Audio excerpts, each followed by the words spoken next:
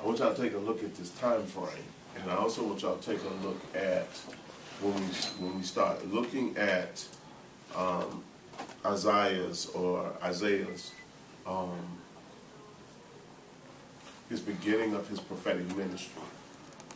One of the datings that we look at, remember I told you all, one of the things that they do in a literary style is that literary style, they begin to identify around a major event, a shift, a transition. And so what you hear is Uzziah or Azariah.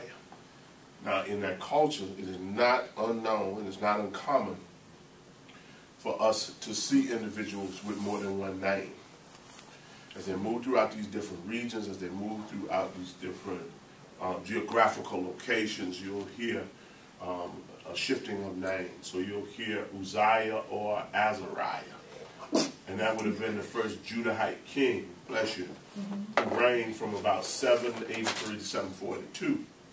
Now, one of the things that you look at is that you hear Isaiah come in and start talking about his time frame as a prophetic minister or as a prophet.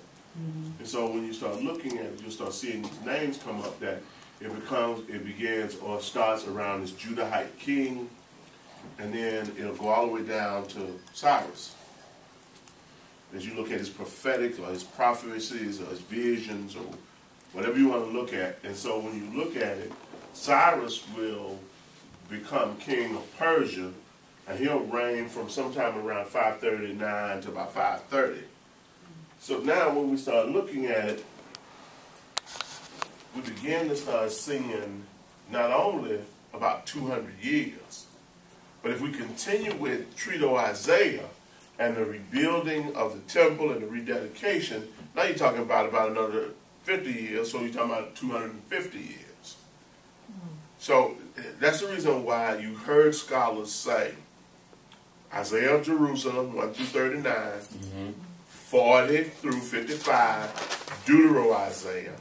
That was a part of it because you look at the writing styles and everything else, language, the imagery, shifting of messages, all of that. That's how they came up with this. That's what I want y'all to hear. So you hear it because of writing styles, languages, images, message, and also time frame.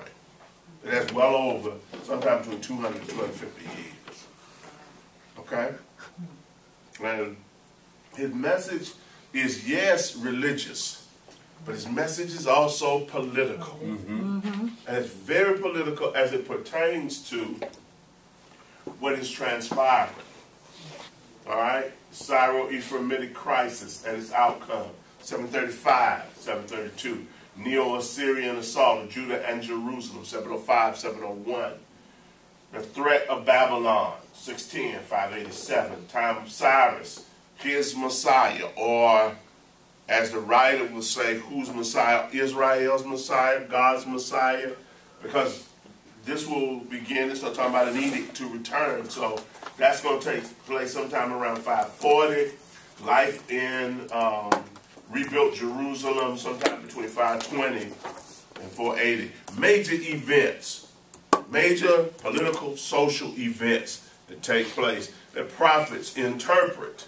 They go back, they interpret, they look at it, and they help the people understand what does it mean to be in relationship with this God, what is this God doing, and what is their responsibility with this relationship with this specific God.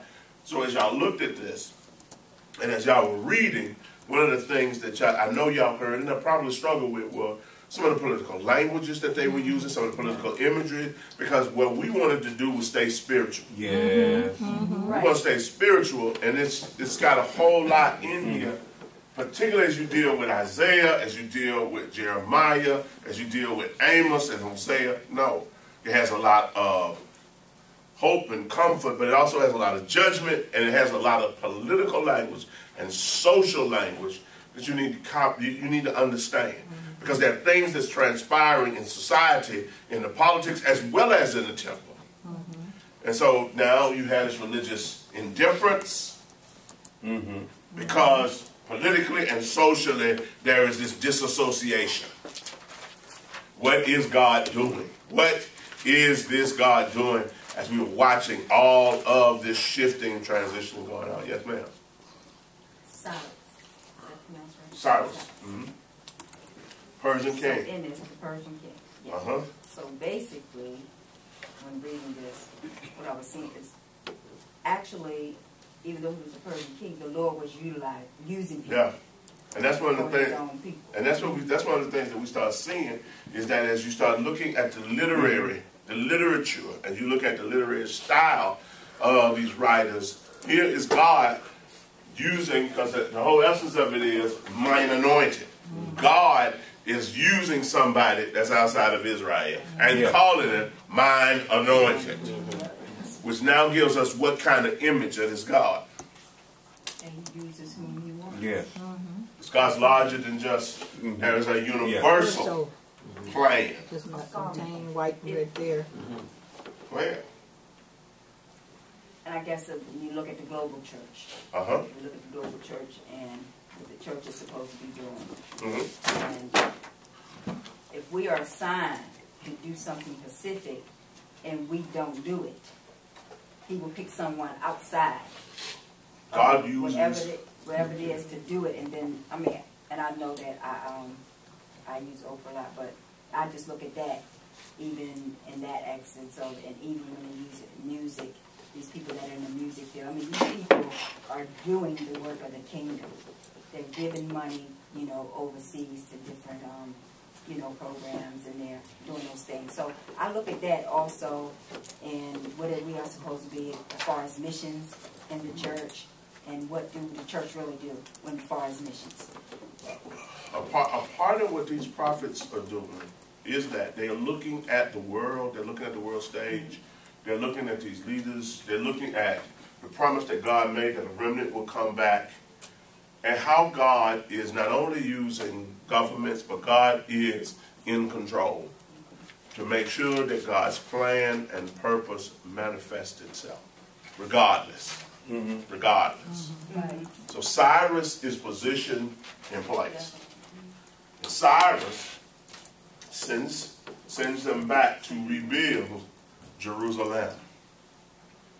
And so you hear again these major shifts, these major transitions, but a different image of this God, using whom this God will use, causing this calamity, as well as bringing restoration.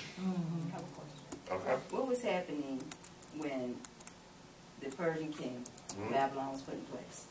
What was the transition that was going on that would cause him to say, okay, let's send this people back home?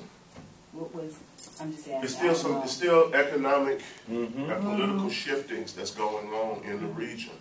And so when you start hearing it, what you start hearing is God reestablishing, but the Middle East is, folks will give it, which is not that, but that eastern region really starting to resettle itself. Okay? And so when you start seeing it start to resettle itself, you got to remember that these folks are about kingdom building. And so they are building kingdoms. They are building what we call vassal states, where you begin to start talking about sending money back to these different empires or kingdoms. Does this make sense? Yeah. A part of where, go ahead. In the vassal states, that's covenant. Yeah, vassal states. You have an agreement. You have an alliance. Right. Okay, now, that's a conflict. With? Okay, they have the covenant with the vassal states. Right. Conflict with the covenant with the vassal God. With God, yeah.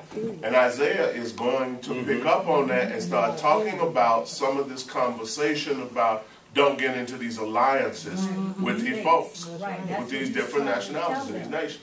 Isaiah's saying it. Yeah, and he's going to say it several times. He's going to tell them, don't get in here, don't do this, don't do that, which is going to cause a lot of tension. It's going to cause a lot of problems. Right.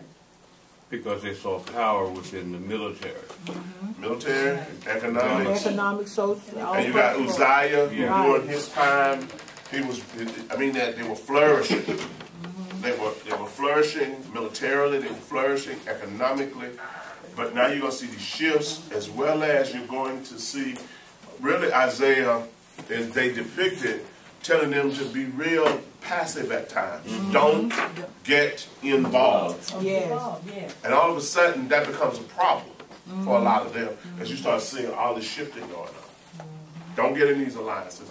Don't hook up with these folks. God is working a plan. That's what's going to make him not popular at times, as well as the judgment that he keeps talking about against this Judahite community. Okay, so when they get the, okay, when is this the threat of Babylon? What's that? You're going to see again, you're going to see a progression. What you should have seen is a progression of the different wars and the shifts in the regions. First we get the Syro-Ephraimitic war, the crisis and the outcome, then Assyria, because these are kingdoms that's coming up, and then here comes Babylon, a new kingdom. And as new kingdoms rise, now comes what? Not only new threats, but what? How do we live? Oh, yeah. What's going to happen? That comes a multiplicity of questions, which is what you all are seeing now.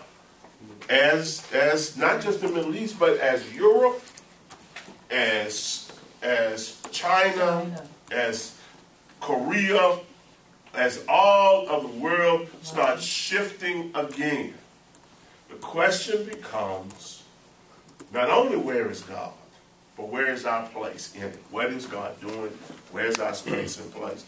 And even as y'all talk about these global corporations, where then is God in the midst of this? Because there's a shifting economically. There is a shifting, as y'all talk about, within inside of the United States. You know, we come back and we talk about the United States, and we talk about we're going to bring jobs back to the United States. No, you're not. You ain't bringing them back. That's right. Because the global market, as you talk about NAFTA, as you talk about all the rest of it, when we can go over there and we can pay somebody a nickel, a dime, 50 cents a day, I don't have to deal with your paying you a living wage. I got a slave economy that's going over there. And these CEOs are telling y'all, That's right. I have a responsibility to my stockholders. That they get the greatest return, and I don't care who gets killed. And from that, I get a bonus. So it don't matter. I don't care if we exploit these children. I don't care what happens as long as we make this money. That's all that matters. That's all. And we notice we're in the worst economy that we can be in. Economic time. Okay, now tell me this. Why are food prices going up? I mean, literally. Food prices, gas prices. Everything is going up. And what I don't notice in going up there, this is it, because I usually shop at the international store. Okay. Okay. Uh-huh. So when you shop at the international store, Asian store, Uh-huh. all your fruits and vegetables and those type of things, they're going to be low. Right. And they are sending in all of this food Uh-huh. and selling it to their people at the lowest price that they could, sell it. But our stores have put it up almost $2 more. I can go to an Asian store and buy lettuce for 99 cents, and buy romaine from anywhere from 99 cents to 129. Okay. It cost me $2.69 when I went to Kroger's to buy that same lettuce. Well, you go Kroger's, but it also is in what area of town you're living in. There you go. It's a whole lot. As we That's talk right. about all of this Dynamics commercialization, globalization, colonialism, you got to really step back and take a look. And a part of, again, as I've told y'all, is to look at these prophets, because these prophets aren't always running around with a crystal ball. Right. That's right. They're never running around, but we think they are. Okay? I was trying to get somebody to come back. They ain't never using the crystal ball. But that's what we think prophecy is. Right. Right. Yes, they are encountering God, but a part of them is also observing the signs, watching it, in the midst of the covenant that they have with this God. If you do this, Right. this is what I will do. If you do this, this is what, and we get blessings and curses. Right. And we don't talk about that, but Isaiah is going to talk, Amos is going to talk. He talks about not just the temple, but how we treat human beings.